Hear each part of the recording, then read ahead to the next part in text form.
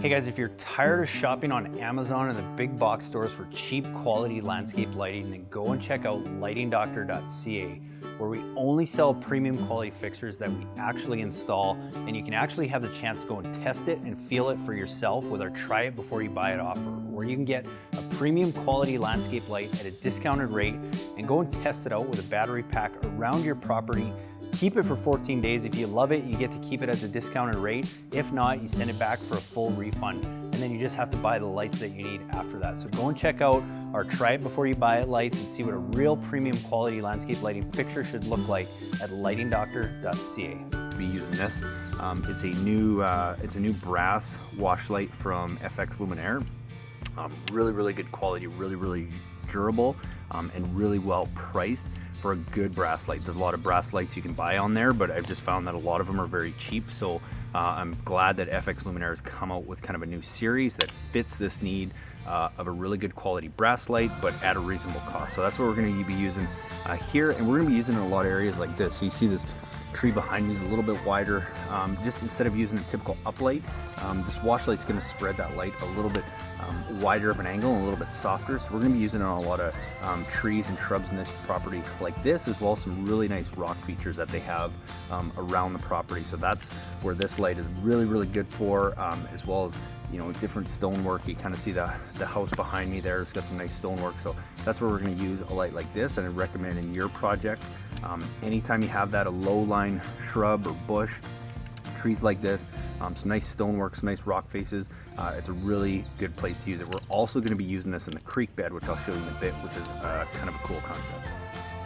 Hey guys, as you can see here in this project, we've used a couple of uplights. We've got a lot of wash lights because we have a lot of lower, wider shrubs that we really want to disperse that light out. But then we do have some nice feature trees all over the property. We've got some where they're really feature tree fruits. We actually got 2 or 3 lights on them, but pretty simple. I mean, these are definitely the most popular, what you see all the time.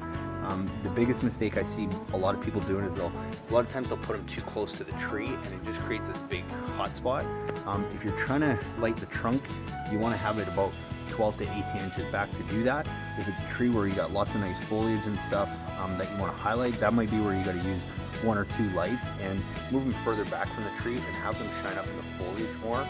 One thing I like to do, if it's a bigger tree like that, you have 1 light that'll light up the stem like this, and then maybe 1 or 2 lights on the side that will just catch the canopy of that tree to really give it some nice light. So on this project, like I said, wash lights, up lights, and then we've also got some path lights, but more to highlight a little bit of paths and some nice rock work as well. It's really loud here. We're right by the street, but this will bring home my point.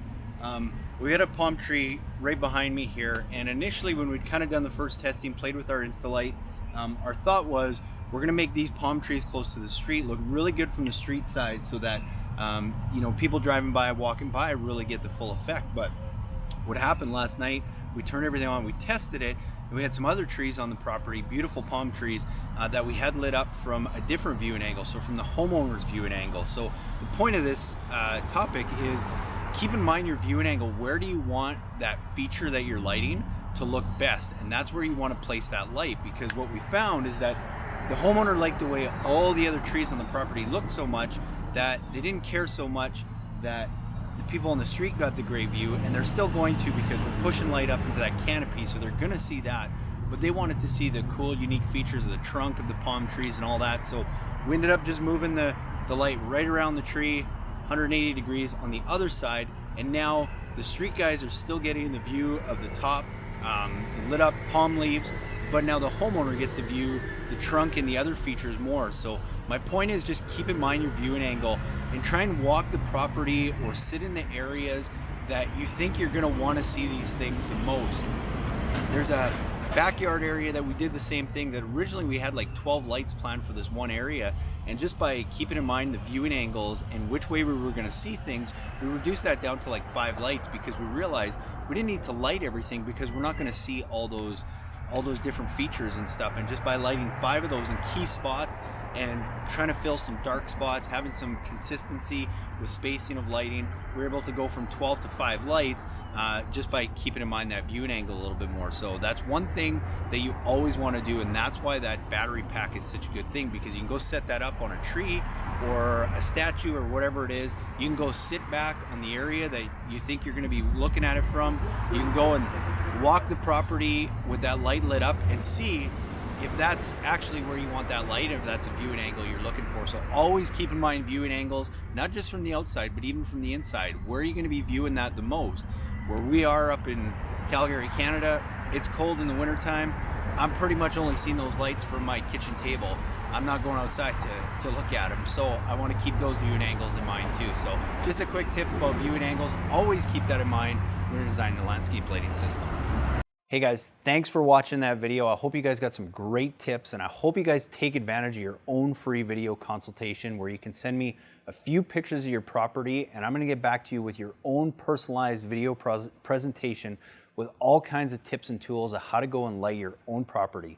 So to get that, go check us out at lightingdoctor.ca, or just email me a few pictures of your property at cal@lightingdoctor.ca.